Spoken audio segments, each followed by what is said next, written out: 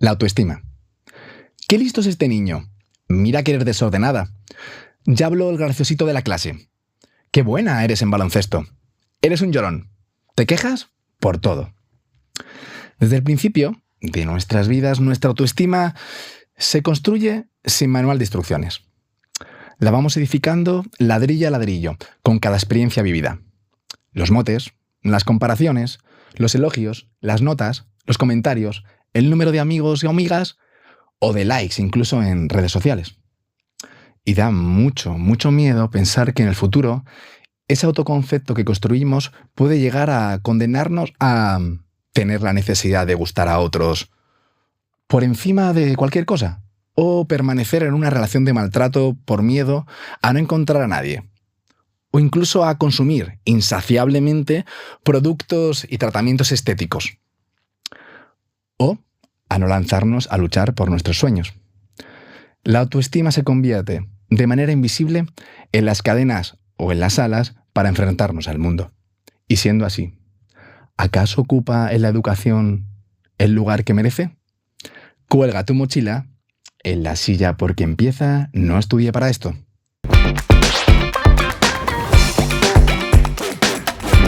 No estudié para esto. Un podcast de la Red Internacional de Educación en Alianza con Ashoka. Bienvenidos y bienvenidas a un nuevo episodio de No estudié para esto. Hoy con un temazo entre las manos. Sergio, temazo la autoestima, eso que llevamos en la mochilita toda la vida y que creo que a mucha gente nos pesa. Sí, o que nos condiciona tanto, para bien, para mal, para todo, ¿no? Sí. Y hoy además la invitada que viene pues es una crack. Hoy viene una persona perfecta para hablar de autoestima, porque es uno de los temas a los que como profesional pues se enfrenta a acompañar. Sí. Parece un gran desafío, ¿no? También nos enfrentamos todas las personas que nos rodeamos de otras personas, ¿no? Totalmente. Construir o deconstruir la autoestima. Pero además es como ese tipo de profesional o de persona que es capaz de abordar temas profundos, pero abordarlo con herramientas, con conversaciones cotidianas, ¿no? Sí, señor, y de manera muy cercana. Es una suerte tenerla hoy, pero todavía no la vamos a presentar. No, todavía no, porque ya saben que tenemos este espacio de visibilizar y pues hoy, claro, pues vamos a visibilizar a una entidad que es AMAFE, que lleva 30 años, más de 30 años, y son estas asociaciones que son muy bonitas porque vienen de unir a familias que realmente es cuando una asociación se crea por esas familias que dicen, no, tenemos personas con dificultad en salud mental y queremos juntarnos para garantizar, para ayudar a esa inclusión plena, a su vida vaya mejor, ¿no? Entonces, bueno, yo creo que es el vivo ejemplo de esas familias luchando por algo tan importante que es la salud mental. Y podemos pues entrar en su página web, en amafe.org, y realmente por ahí explorar, ver y cómo trabajan a veces con temas de humor para desestigmatizar, para hablar de problemas de salud. Y creo que este tema de la salud mental, que es un temazo y tan importante para abordar, y no, pues estas entidades que se asocian para trabajarlo, darle visibilidad, es súper importante. Además, sí, gracias por el trabajo. Sí, han hecho una comunicación muy, muy divertida en sus redes y en su web, incluso haciendo cortos de humor, ¿no? Para romper con los estigmas que giran alrededor de la salud mental. Tienen un espacio joven, un centro de día, o sea que además se han preocupado por hacer, ¿no? o hacer un trabajo en llegar de forma muy cercana a todas las personas a conocer las actividades de la entidad, pero sobre todo a desestigmatizar los problemas de salud mental. Trabajado. Así que muchas gracias. Bueno, nerviosos, ¿no? Con muchas ganas. Vamos a presentar. De presentar a nuestra invitada de hoy, que con un talento único para destriparte películas y libros psicológicos, con la destreza inigualable de romper todos los tabús de salud mental. La psicóloga que nos ayuda con canciones de Rosalía o con las canciones que haga falta. Escritora y emprendedora al servicio de tu bienestar emocional. Con la claridad, sencillez y cercanía que necesitan más de sus 600.000 seguidores para entender lo que pasa en sus cabezas. La única e imprescindible Mary Gómez. ¡Jope! ¡Qué ilusión de presentación! Muchas gracias. Esa eres tú. No te mereces menos, no te mereces menos. Guay. Bienvenida. Pues encantada de estar aquí. Qué bueno. Muchas gracias por venir a No Estudié para esto. Es un placer tenerte. Creemos que tu figura, y no lo creemos solo Sergio y yo, lo cree toda la gente que te sigue, que tu misión es fundamental. Así que te agradecemos mucho que le pongas voz hoy a la salud mental y a todo lo que surja, o la autoestima, lo que vaya fluyendo durante este episodio. Jo, pues qué ilusión, lo intentaré. Qué bueno. Estamos seguros. Este va a ser un ratito en el que todo puede pasar, donde te invitamos a que seas tú misma y te diviertas. Y por eso empezamos siempre con un jueguito muy sencillo, que es un ping-pong de preguntas y respuestas, Mary, porque nos gustaría acercarnos a tu vida escolar. Y para eso, pues te vamos a lanzar preguntas a las que te invitamos a responder rápido y con lo primero que se te pase por la cabeza. Vale. ¿Preparada? Venga, preparada. Vamos a por la primera. Vamos a ello. Y dice, ¿asignatura preferida en el cole? Filosofía. ¿Última fila o primera fila? Última. ¿Mano levantada o cabeza abajo? Mano levantada. ¿Tu mote en el cole? Maru. ¿Qué nota te pondrías como estudiante? Un 7. ¿Eras de pedir ayuda o de resolverlo todo sola? Pedir ayuda. ¿Cuadernos limpitos o llenos de dibujitos? Llenos de dibujitos. ¿Primer amor del cole, inolvidable o innombrable? No hay, no existe. Qué bien. Qué guay.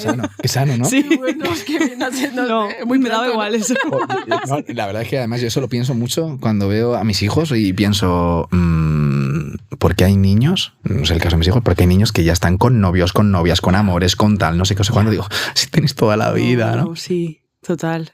No. Qué bueno, pues mira, es súper divertido porque esta pregunta siempre tiene como muy distintas respuestas en función de la persona. Así que fenomenal. Pues Mary, nos encantaría conocer un poquito cómo fue tu etapa escolar, tu etapa en el instituto, cómo era la Mary del cole. Pues la verdad que bastante bien, creo que tuve bastante suerte porque pensando un poco en este tema, sabía que íbamos a hablar un poco de esto, creo que hay como ciertos factores que no sabes bien por qué, pues que te relacionas bien con las notas, que te relacionas bien justo con la clase que te ha tocado y que es un factor ahí suerte.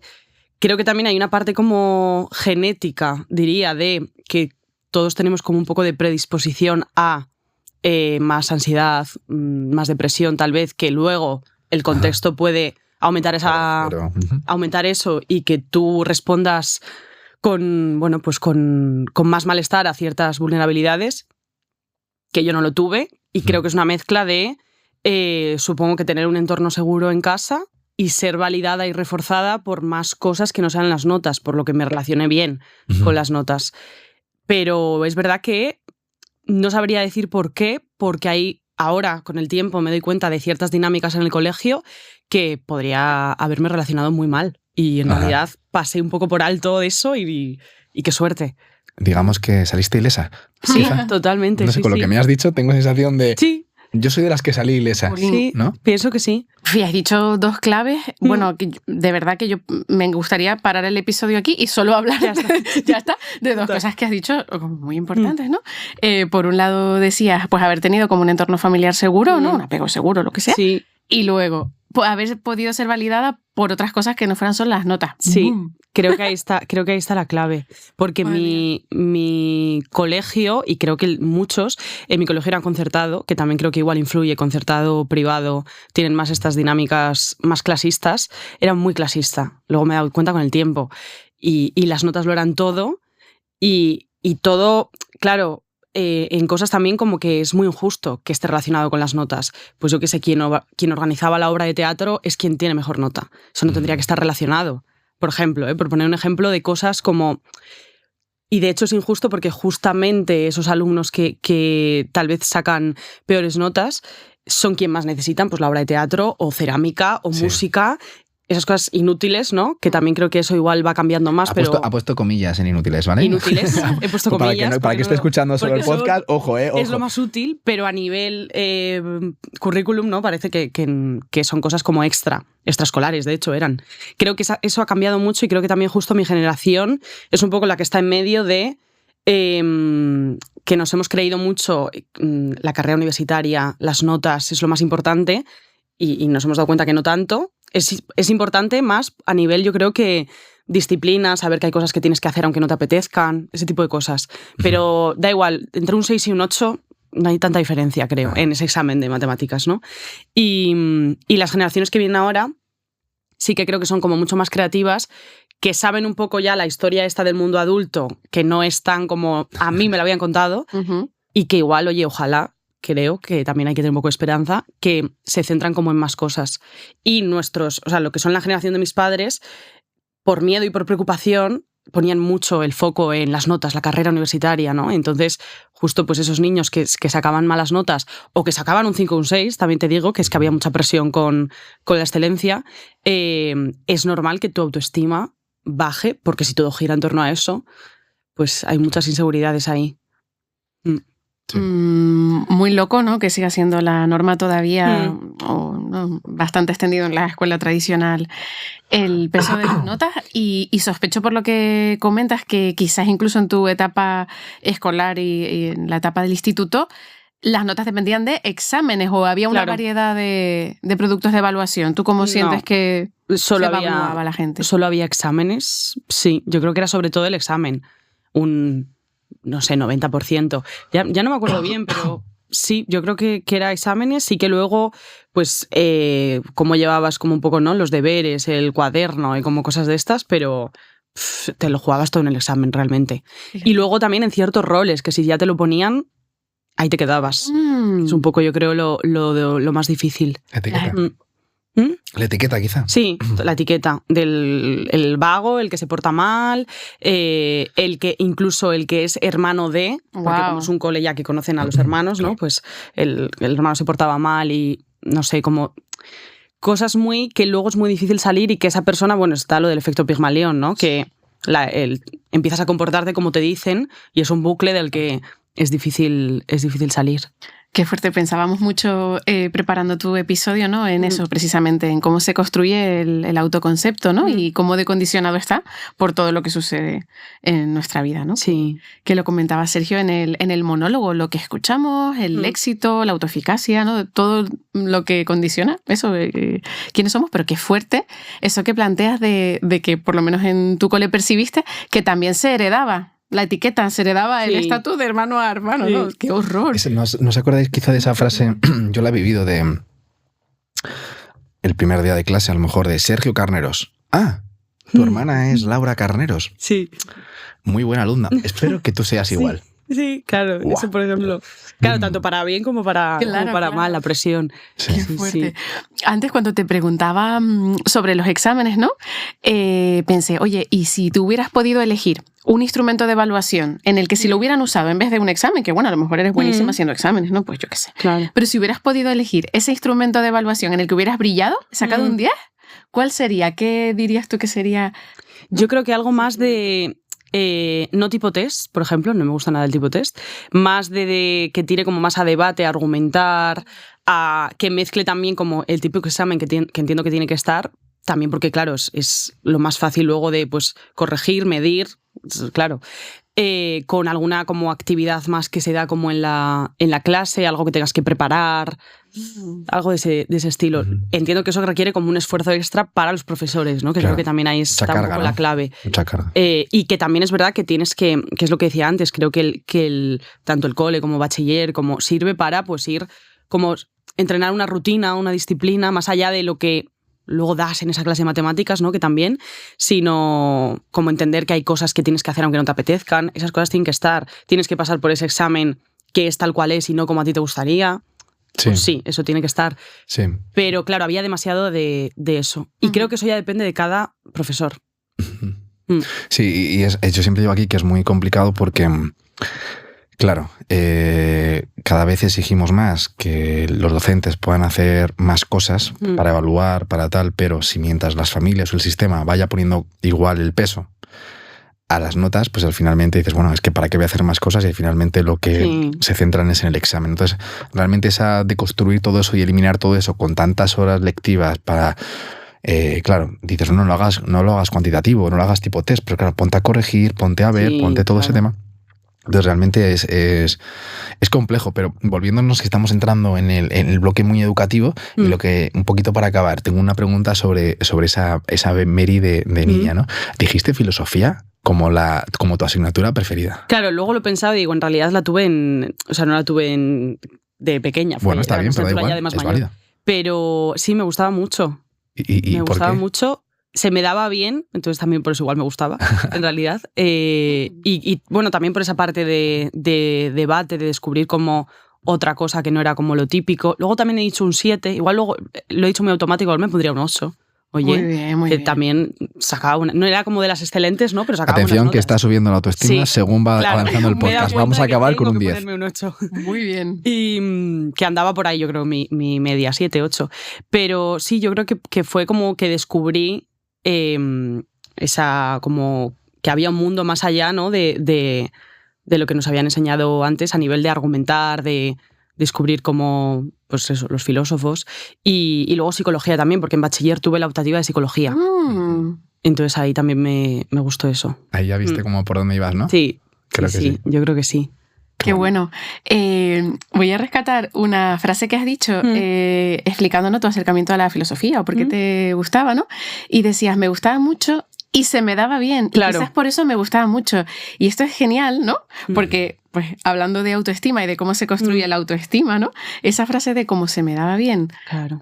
Igual me gustaba por eso, nos trae directamente a un experimento que te queremos contar. Genial. Y que está relacionado precisamente en cómo se construye la autoestima desde que somos pequeños y pequeñas, que sabemos que es un tema que tú trabajas desde tu gabinete, en tu comunicación, etcétera, etcétera, y seguramente lo conozcas. Es un experimento que desarrolló la psicóloga Carol Dweck a mediados de los 2000 con un funcionamiento muy sencillo. Reunió a un grupo de niños y niñas y les propuso resolver un puzzle de una dificultad baja. Cuando el primer grupo resolvió el puzzle, les elogió con frases como ¡ay, qué listo eres, qué bien lo has hecho! Y al otro grupo los y las elogió haciendo, ¿no? Haciendo hincapié en el esfuerzo que habían puesto. Te has esforzado mucho, wow, lo has conseguido gracias a tu esfuerzo. Entonces a los dos grupos les propuso hacer un segundo puzzle. Y este segundo puzzle podían elegir si querían que fuera de la misma dificultad o de mayor dificultad. Y al grupo con el que ella había utilizado un feedback vinculado a qué bueno eres, qué bien lo has hecho y qué lista, eligieron un puzzle de la misma dificultad. Y al grupo al que elogió el esfuerzo, eligieron un puzzle de mayor dificultad. Entonces, su conclusión, y en palabras de ella, es que cuando elogiamos, y leo textualmente, la inteligencia, creamos un yo que necesita tener razón. Pero cuando elogiamos el esfuerzo, creamos un yo que quiere crecer, que quiere cultivar la mentalidad de crecimiento. Claro, qué importante, sí. Claro, no sé si conocías este no, pues no lo experimento. conocía. Que bueno, pues evidencia, ¿no?, cómo trabajar pues la construcción de la autoestima desde chiquitos y chiquitas. Y claro, a Sergio y a mí nos surge una inquietud, pues tanto él como yo hemos sido docentes y nos hemos acercado afortunadamente a la educación desde muchos ámbitos, pero hemos trabajado con niños, con niñas, con jóvenes. Y nos hacemos una pregunta, y es que si bien, y desafortunadamente, no hemos tenido la oportunidad de estudiar psicología, y digo desafortunadamente porque ojalá todas las personas, docentes, educadores, educadoras y familias pudiéramos saber mucho más de psicología para acompañar, te queríamos preguntar en este perfil, en el de docentes, en el de familias, ¿en qué nos deberíamos fijar? ¿Cuáles son, ¿no?, como los puntos clave en los que nos debemos fijar para construir esta autoestima, ¿no? Sobre todo si estamos pensando en convivir con personas jóvenes, si es en la manera de comunicarnos, en la de, no sé, convivir, si es en...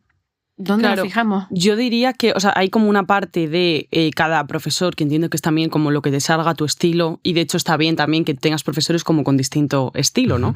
Pero sí que cuidado con las palabras, es lo que más yo creo que todos en general, ¿no? Porque también pienso en realidad en los médicos, en cualquier persona que acompaña a personas que están en un momento vulnerable, en realidad, tanto porque son niños y es una etapa muy esponja, como cuando vas a una cita médica y te van a decir una mala noticia. Es que, claro, a veces hay cosas que creo que sí que tendrían que tener de alguna forma, no que te estudies la carrera de psicología, sino ciertos cursos o consejos como clave de pautas psicológicas. Entonces, cuidado con las palabras, el hecho de, con los juicios que vas a emitir, tanto muy, muy buenos todo el rato a una persona como muy malos todo el rato a una. Y creo que ya con eso cambiaría mucho. Y luego ya un extra sí que sería como atender a como ciertas cosas que creo que se ven, porque mi madre es profesora, por cierto, es algo que claro, que es importante, yo creo. Y yo lo hablo con ella, este tipo de cosas de que tú lo notas, ¿no? Cuando eres profesora, pues la típica persona que está sola, una persona que no tiene habilidades. O sea, creo que es como muchísimo más importante tantas cosas, más allá de el que ha sacado un 5 o un 6, que y que te puedes dar cuenta de pequeñas cosas, de habilidades que puedes entrenar, incluso en esa misma clase de matemáticas o de lengua, porque muchas veces se dice, ojalá añadir una asignatura de inteligencia emocional, de pensamiento crítico, ojalá, pero tampoco hace falta, porque dentro de la clase de matemáticas, dentro de la clase de lengua, ¿cuántos debates pueden aparecer? Dentro de, puedes utilizar el material para darte cuenta de ese tipo de cosas, atender y ver qué puedes hacer. No, el profesor no es la solución a todo, porque hay un entorno fuera del cole, padres y eso, y luego se forman unas movidas que, claro, a veces... Claro, familia, sociedad, entre iguales... Pero sí, pequeños gestos y pequeñas cosas que te puedes dar cuenta y se puede ir mucho a la prevención, porque creo que ahora estamos en un momento donde hemos hablado ya mucho de este tema, pues del bullying, de la ansiedad, de baja autoestima en adolescentes, y nos vamos ya directamente a cuando está pasando el problema, pero lo ideal sería ir a la prevención. Totalmente. Yo aquí tengo una pregunta que me surgió pensando en ti y que llevo todo el rato, desde el principio del episodio, pensando en ella, ¿vale? Y es que pienso, bueno, la autoestima le tengo que poner un apellido. Debemos conseguir que los niños y niñas, que los jóvenes tengan una autoestima, ¿qué? ¿Alta? ¿Real? ¿Sana? Claro. ¿Cuál es la autoestima que debemos conseguir en niños y niñas, en jóvenes, o en adultos en realidad? Porque a veces decimos con mucha autoestima alta. Claro, sí, como que no hace falta. Sí, es verdad que es un tema que ahora se ha romantizado mucho, tal vez, porque también, o sea, como de forma paralela, a mí me gusta mucho trabajar la parte de que, justo es lo que decías antes, de que la autoestima llega mucho a terapia y por un lado o por otro sale, y está muy relacionada con ese rol de la infancia, y el trabajo es un poco reconciliarte con esa versión del pasado y como saber que eso no es determinante, que es lo que nos hacen un poco creer. Entonces, paralelamente, creo que está muy guay trabajar una buena autoestima y una autoestima sana en aspectos que tú creas que puedes reforzar, que eres buena, pero por otro lado, no hace falta, o sea, no hace falta que seas buena en algo, puede ser mediocre, puede ser, no sé, que puede ser perfectamente que no te llega a encantar tu cuerpo, por ejemplo, que está muy relacionada a la autoestima, sobre todo en mujeres, con la imagen corporal, y es normal porque nos han repetido lo que es un buen cuerpo miles de veces en todas partes. Y de todas las formas. Claro, entonces el objetivo no es quererte porque te encanta tu cuerpo, sino que eres mucho más que un cuerpo, por ejemplo, o eres mucho más que cómo eres en el trabajo, diversificar y que te relaciones con ello de otra forma y que el objetivo no sea conseguir esa autoestima al 100%, porque justamente igual es muy frustrante porque no lo consigues, sino relacionarte con todo esto de otra forma y darte cuenta, que creo que esto es un poco la clave, que aunque parece algo como muy individual, la autoestima, y vale, ¿cómo trabajo la autoestima? No la puedes trabajar solo tú, porque, y en terapia pasa mucho, que trabajas mucho algo, pero luego en la cena de Navidad la sueltan un comentario y se cae todo. Es que claro, porque tú todo lo que recibes está pasando por tu filtro y tienes muchas cosas de cómo crees que es tu autoestima, que es simplemente lo que te han dicho. Entonces, deshacerte un poco de todo eso y luego darte cuenta que depende también de los demás, porque es un poco la realidad, al igual que necesitas recibir un feedback positivo, desahogarte con tu amiga, que tus padres, es que es totalmente normal. Entonces, bueno, pues darte cuenta un poco de todo eso y soltar como la presión, que siento que justo, tal vez sí que en estos últimos años que se ha hablado mucho de eso y está muy bien, pero está un poco como romantizado y es como un poco exigente de quiérete. Bueno, pues no. Arriba la autoestima, claro. Arriba la autoestima. Hay que subir la autoestima, ¿no? Creo que... Sí, porque justo queríamos llegar ahí porque, o sea, te decías al principio que el feedback, ¿no? O sea, lo que recibimos externamente condiciona nuestra autoestima a tope, ¿no? Y ahí estábamos pensando en ese papel, quizás adulto, adulta, referente, persona joven, ¿no? Y es obvio que de todo lo que recibes, empezaba el monólogo Sergio, ¿no? Diciendo, qué buena eres en matemáticas, o sea, que soy buena en esto, o tú mejor no hagas esto porque no se te da bien. Entonces yo voy construyendo quién soy, qué me gusta, cómo es mi cuerpo, en función de lo que me dice alguien, pero una duda que nos surgía, y lo estabas comentando ahora, no solo porque decías algo muy sensato, ¿no? Que la autoestima no depende solo de ti, romper este discurso de quiérete y mírate al espejo y di que eres maravillosa, ok, pero luego el resto me dice cosas. Y entre iguales, o sea, en tu libro, por ejemplo, La buena compañía, ¿no? Hablas de la importancia de que las buenas compañías nos ayuden, bueno, primero trabajarnos nosotras, ¿no? Y luego saber que las buenas compañías nos van a influir.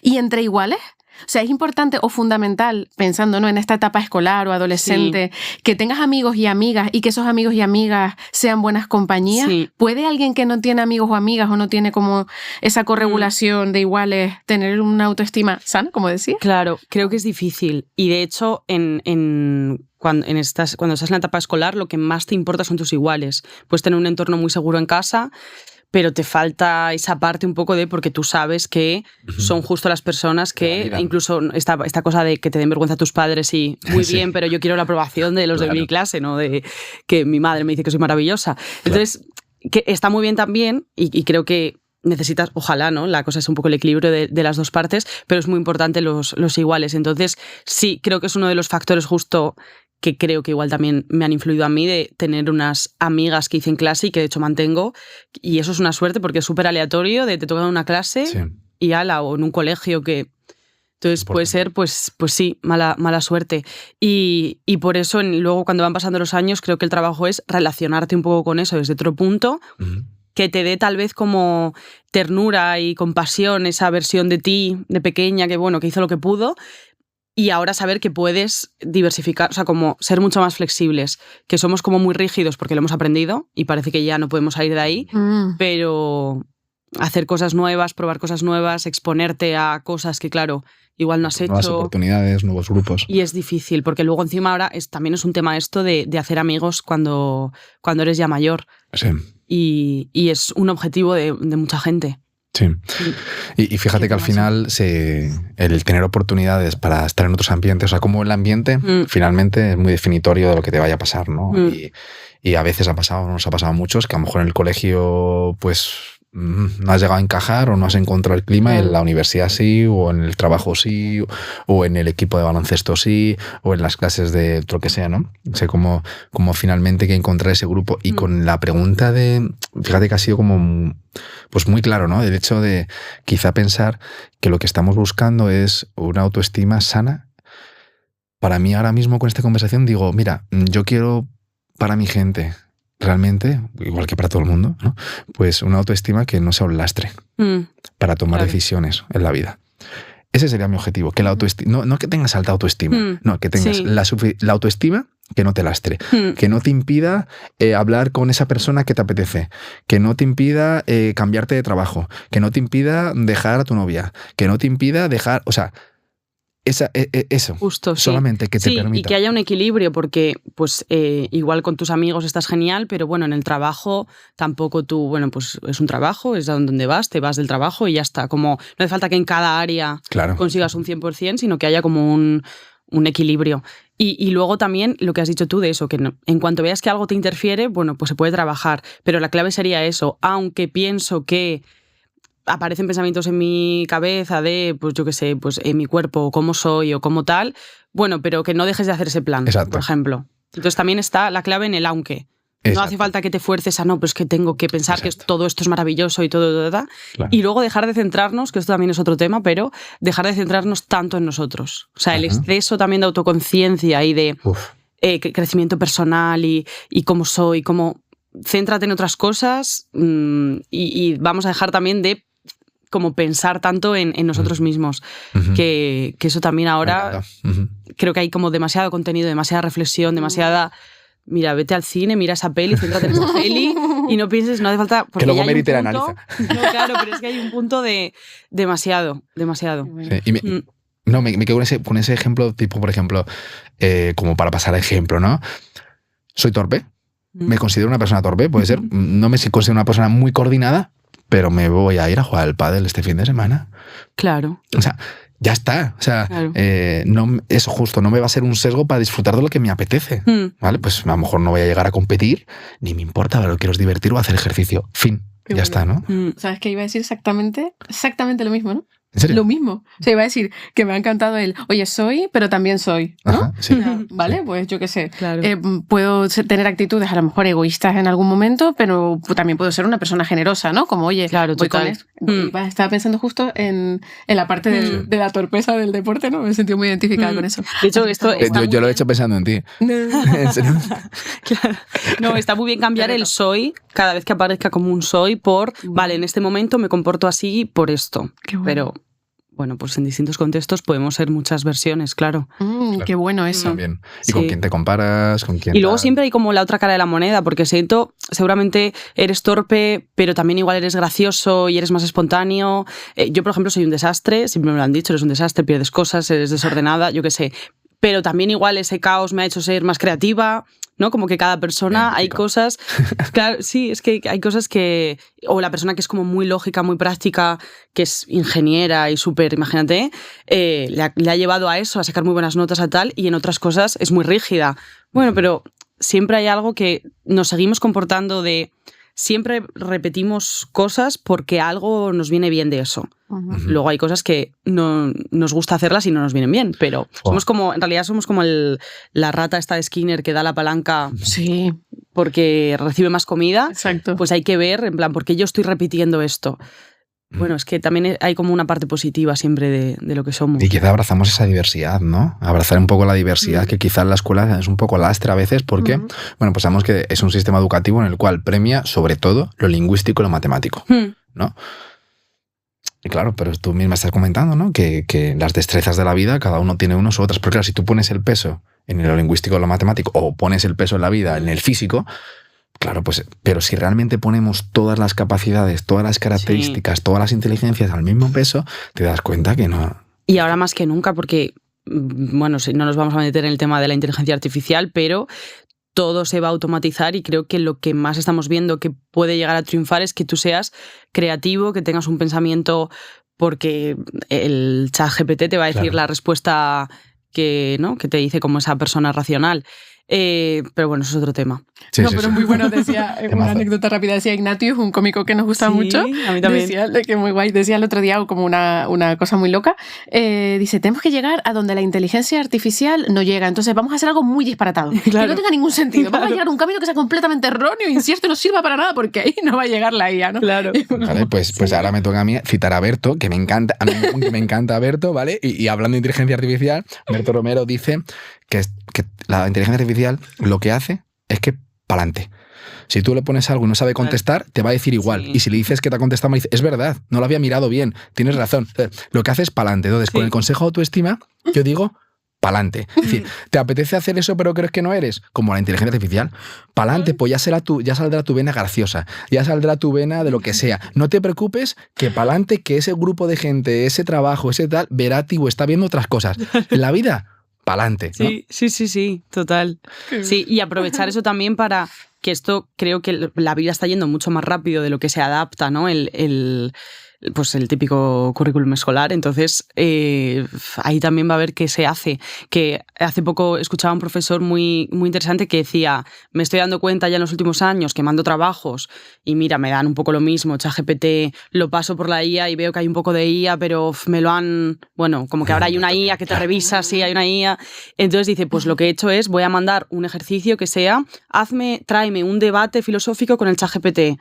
Porque es que lo van a usar, entonces igual tenemos que adaptarnos desde ahí. Pero claro, es difícil. Temazo. Y hablando de temazos, entramos en el bloque temazo. El bloque temazo es el último bloque en el cual pues vamos a ver un poco de posicionamiento educativo y te vamos a obligar como a elegir entre opciones.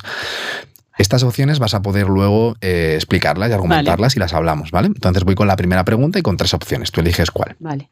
Te lo vamos a poner difícil, ¿vale? La primera pregunta es, ¿qué práctica tradicional de los coles erradicarías, la eliminarías? Opción A, decir las notas del alumnado en voz alta.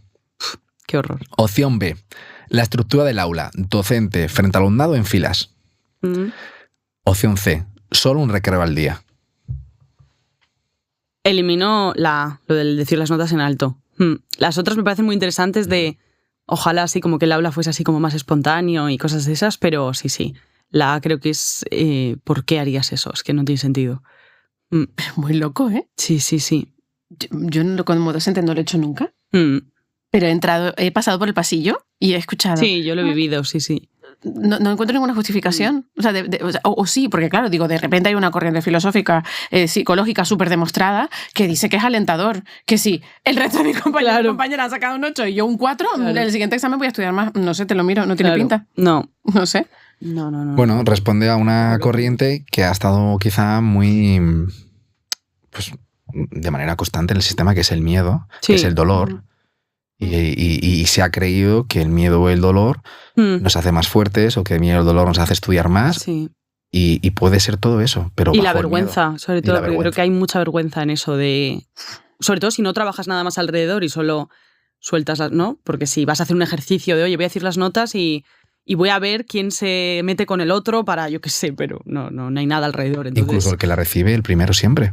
claro, También es mucha presión para el que siempre es. siempre La 10. nota para Isabel, no sé qué, 10. Siempre. Sí. Nuestra estudiante, o sea, para la que lo recibe la primera, yo, por ejemplo, que era el que recibía siempre el 10, no, es mentira. Pues al final también eso Sí, te lo sí, llevas sí. mal. O sea, que no es que, no, solamente es negativo o es lo que sea. No, es que está encasillando siempre a todos. Sí. Pero bueno, volvemos a un tema de las notas otra vez, ¿no? Que- Sí, no, y un tema que va sobre autoestima grupal, ¿no? Que igual, como poco se Sí. trabaja, no lo sé, o yo por lo menos durante mi Bueno. etapa como docente, quizá tuve poca oportunidad de reflexionar sobre la importancia de Del la, grupo. eso es, de la autoestima grupal, de ese, este es el mejor grupo Sí, justo. que he tenido porque me encanta participar en un montón.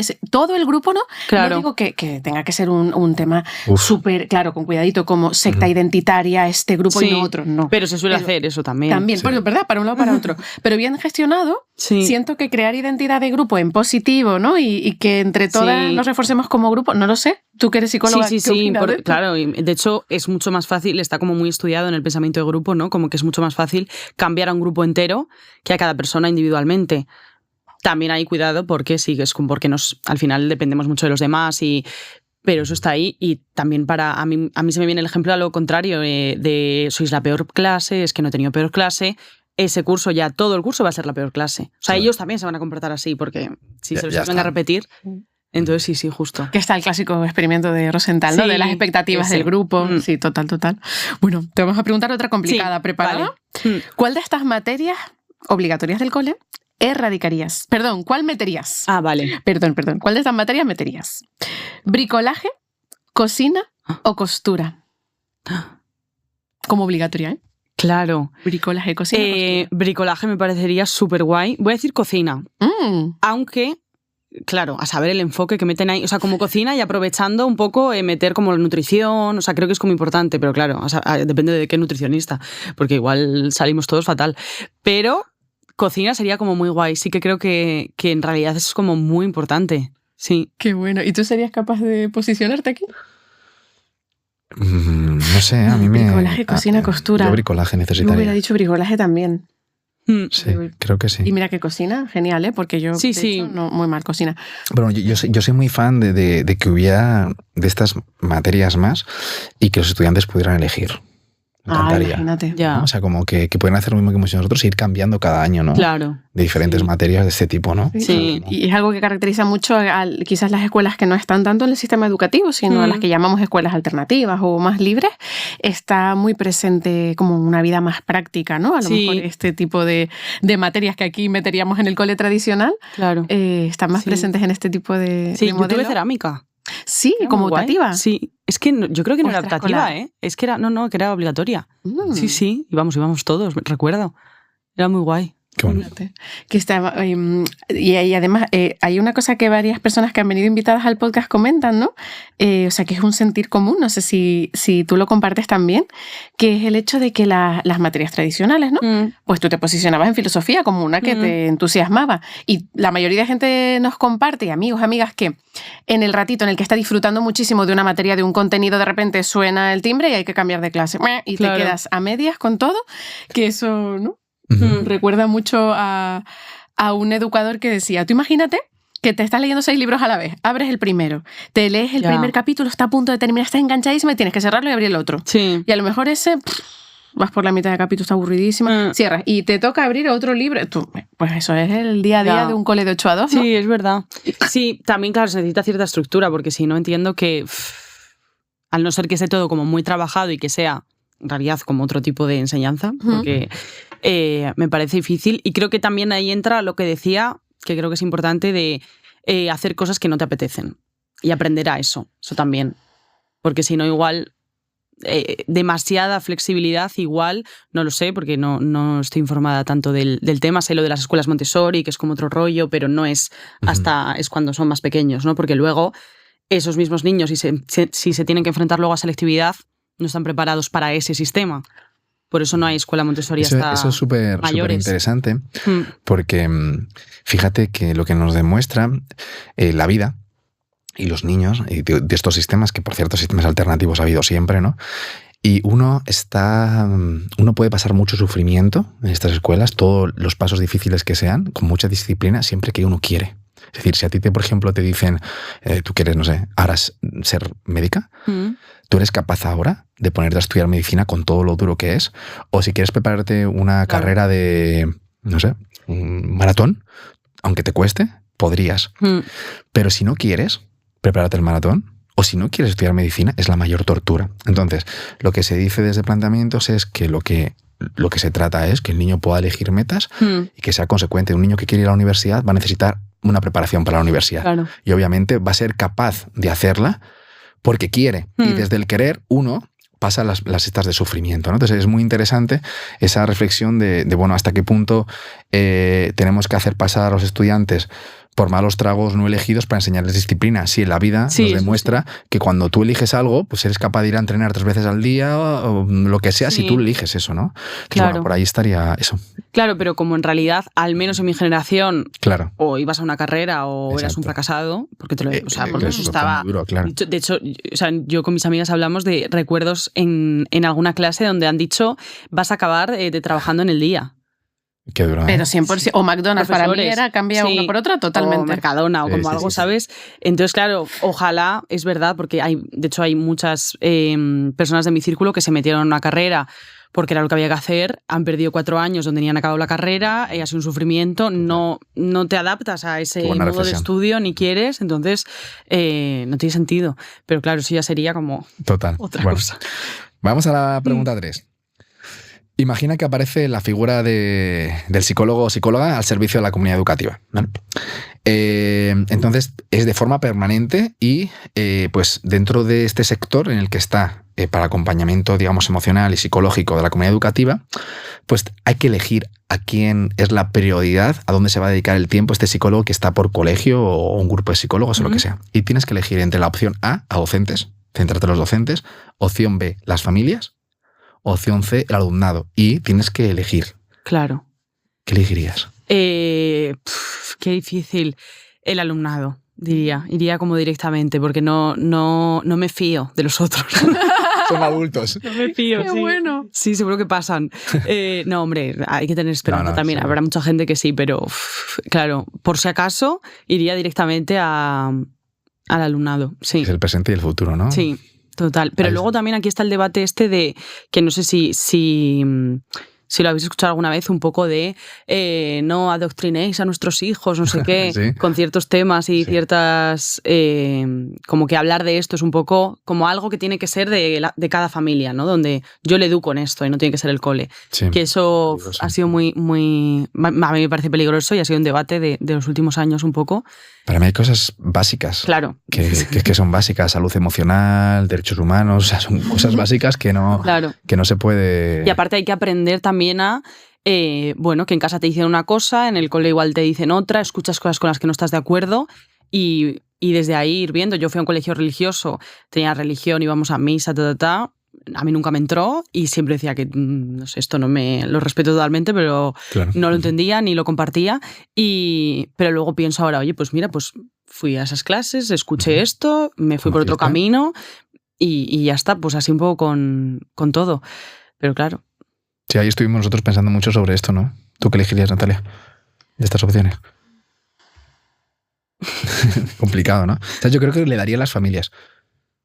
No sé, sí, porque es que siento que ese acompañamiento a las familias muchas veces, los procesos educativos son, los docentes en principio son como muy profesionales, los alumnos ahí están como tal, y creo que las familias es un temazo. Si tuviéramos familias, al final somos todos, los profesores, los alumnos y todos. Si la familia tuviera un entorno muy sano, a lo mejor con muy claro lo que va a ir a la escuela a hacer, muy claro lo que tal, quizás sería súper bueno para los sistemas, ¿no? Bueno, no sé. Sí, a mí me pillaste rucu totalmente, pero sí, porque, claro, no sé. Yo, pensando en mí como docente, ¿no? Pensé, es que yo me he sentido tanto tiempo durante el periodo en el que he sido profe como esa persona referente durante muchas horas para mucha gente joven, que siento que hay un factor, pero es que todo, es que claro, sí, porque sí, te posiciones, porque vamos esto a es tremendo. Es muy difícil. Imagínate. Sí. Mary, estamos llegando al final, pero te queremos proponer un reto. Vale, genial. Y es que como eres especialista en análisis de libros y de pelis y le buscas ese revés psicológico a todo, nuestra propuesta es la siguiente. A ver si te apetece aceptar este reto.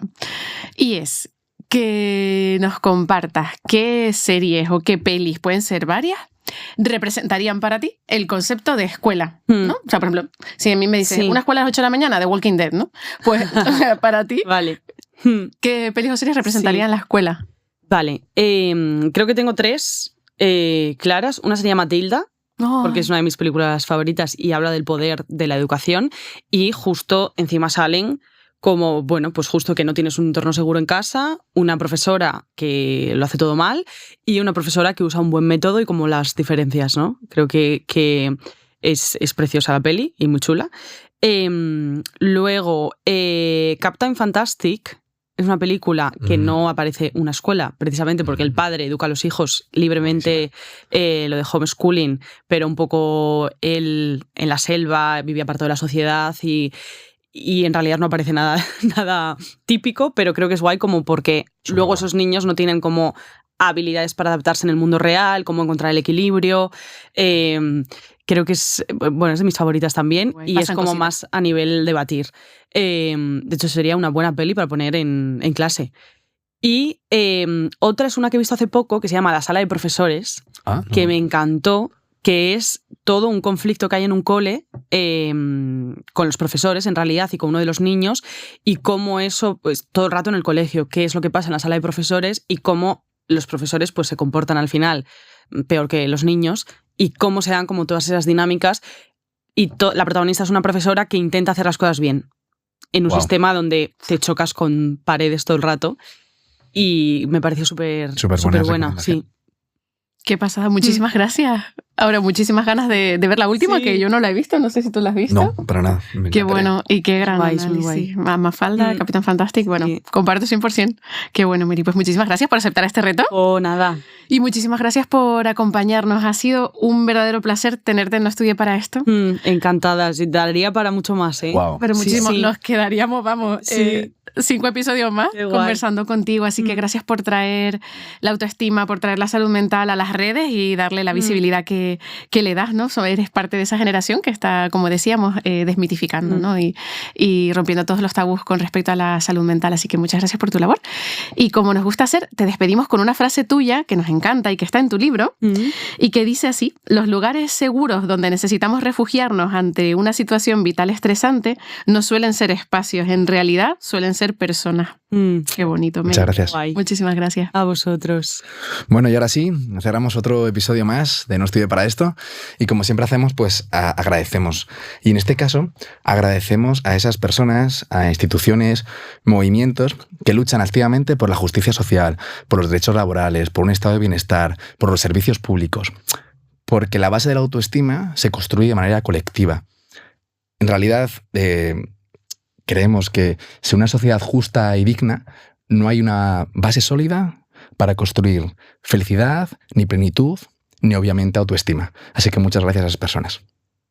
Nos vemos en el próximo capítulo. Chao. Chao. No estudié para esto. Un podcast de la Red Internacional de Educación en Alianza con Ashoka.